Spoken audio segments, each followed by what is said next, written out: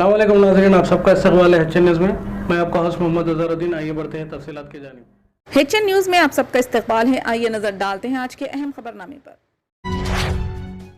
Commissioner police ने बताया कि गुज़िश्ता साल से तक़ाबुल किया जाए तो जारिया साल उतने ही मुक़दमात दर्ज हुए, लेकिन खुशी की बात यह है कि ये साल तवक्के से ज़्यादा पुरसुकून रहा।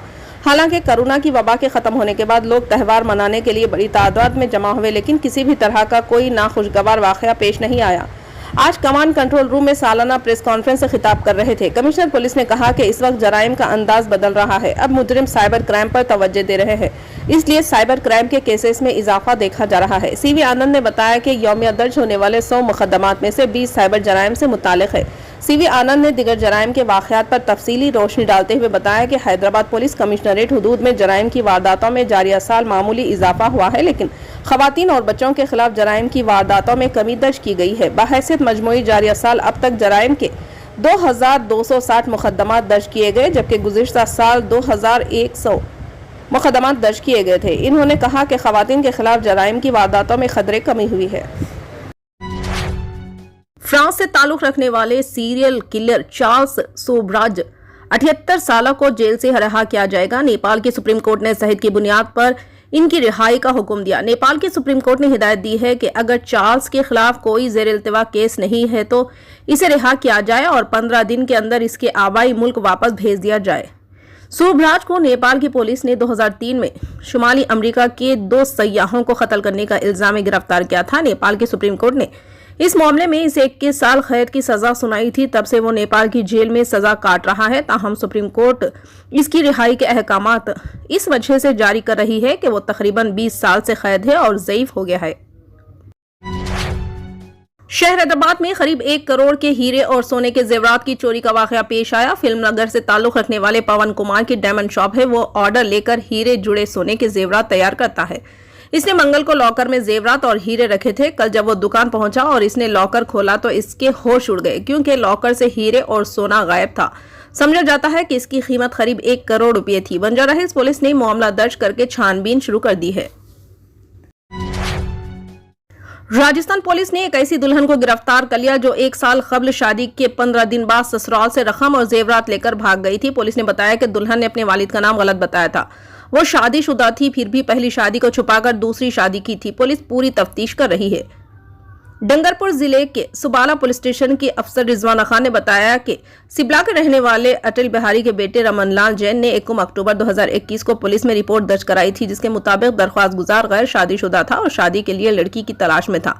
इस दौरान इसकी मुलाकात मध्य प्रदेश के भेरागढ़ के रहने वाले गुलाब के बेटे गंगाराम ठाकुर से हुई। मज़कूरा शख्स रकम लेकर नौजवान की शादी करवाने वाला एजेंट था। एजेंट ने धनंजय जायसवाल की बेटी सोना, जो वाराणसी उत्तर प्रदेश के रहने वाले हैं, से शादी के लिए मुलाकात की। इस पर दोनों फारिकीन शादी के लिए राजी हो गए। शादी करवाने के बदले एजेंट ने दरख्वास्त गुजार से 3 लाख रुपए का मुतालबा किया। इस पर 3 अगस्त 2021 को दरख्वास्त गुजार ने गोल के एक मंदिर में समाजी रस्म व रिवाज के मुताबिक शादी की। शादी के बाद दरख्वास्त गुजार ने एजेंट को एक मुकर्ररा रकम अदा की। एजेंट 21 अगस्त को सिबला आया और सोने को रक्षाबंधन के त्यौहार पर घर ले जाने के बहाने ले गया। दुल्हन घर से 50,000 और जेवरात साथ ले गई। रक्षाबंधन के बाद कई दिनों तक घर न आने पर अटल बिहारी ने दुल्हन से 4-5 बार राब्ता किया। बादशाह इसने सिबला पुलिस स्टेशन में रिपोर्ट दर्ज करवाई। पुलिस ने रिपोर्ट की बुनियाद पर मुकदमा दर्ज कर लिया और तफ्तीश के दौरान सोना उर्फ लक्ष्मी को गुज़िश्ता रोज गिरफ्तार कर लिया गया। तहकीकात में पता चला कि दुल्हन ने अपना नाम फर्जी बताकर शादी की ताकि ससुराल वालों को लूटा जा सके। मुलजिम ने शादी के दौरान दरख्वास्त गुजार और इसके घर वालों को सोने के वालिद का नाम धनंजय जायसवाल बताया था, लेकिन खातून को गिरफ्तार करने के बाद इसके वालिद का नाम दिनेश बताया गया है। मेटपल्ली जिले जगत्याल में सिलसिलेवार सरखे की वारदातें पेश आई। एक साथ चोरों ने 10 दुकानात को निशाना बनाया। चारशंबे की रात मेटपल्ली खदीम बस स्टैंड के पास 10 दुकानात में चोरी की गई। सारिकीन वहां से करीब 10 लाख रुपए नकद रकम का सरखा करके फरार हो गए। इस सिलसिले में पुलिस से शिकायत की गई। पुलिस ने मुकामी वाक़े का मुआयना किया और इस पूरे मामले की बारीक बीनी से छानबीन कर रही है। जिन दुकानात में चोरी हुई है इनमें Anil iron hardware, Venkateswara traders, agros Rythu Seva Kendra, Kanaka Someshwara crime, Padmalaya electronic, Kavya Shri medical, Swami mobile appointment, Nagendra medical, Sai Krishna talkies के करीब वरलक्ष्मी फर्टिलाइजर शॉप, इन दुकानों पर ताले लगे हुए थे। खुफल तोड़कर चोरी की गई। हैदराबाद के गांधी हॉस्पिटल के सुप्रिंटेंडेंट एम राजा राव ने कहा है कि मुख्तलिफ ममालिक में दोबारा कोरोना के केसेस में इजाफे के पेश नजर मरकज की जानिब से रियासतों को चौकन्ना किया गया है। इन्होंने कहा कि चीन, जापान, अमेरिका और कोरिया जैसे ममालिक में एक बार फिर कोरोना की वबा फैल रही है। एक मरतबा फिर वायरस के हमले का इम्कान है, इसलिए अवाम चौकस रहे। खास तौर पर छोटे बच्चों, हामिला खवातीन और बुजुर्गों से इन्होंने एहतियात की ख्वाहिश की है। राजा राव ने कहा कि गुर्दे के अमराज से मुतासरा अफराद, अस्थमा के मरीज, जिगर खलब के आर्जे से काफी अरसे से मुतासर अफराद के साथ साथ कैंसर से मुतासर अफराद के वायरस से मुतासर होने का खदशा है। इन्होंने तमाम से घरों से निकलते वक्त मास्क लगाने की ख्वाहिश की। हैदराबाद डिस्ट्रिक्ट कांग्रेस कमेटी के सदर समीर वलीउल्लाह ने शहर हैदराबाद में कांग्रेस पार्टी को बौद्ध सतह से मजबूत करने का अज़्म जाहिर किया। इन्होंने कहा कि कांग्रेस पार्टी का हैदराबाद में हमेशा मजबूत वजूद रहा है, चाहे वो इख्तिदार में हो या ना हो। कांग्रेस हमेशा अवाम के दरमियान रही और इसने इसके मसाइल के हल के लिए जद्दोजहद की, ताहम कुछ इलाकों में ये थोड़ी कमजोर और गैर फाल हो गई।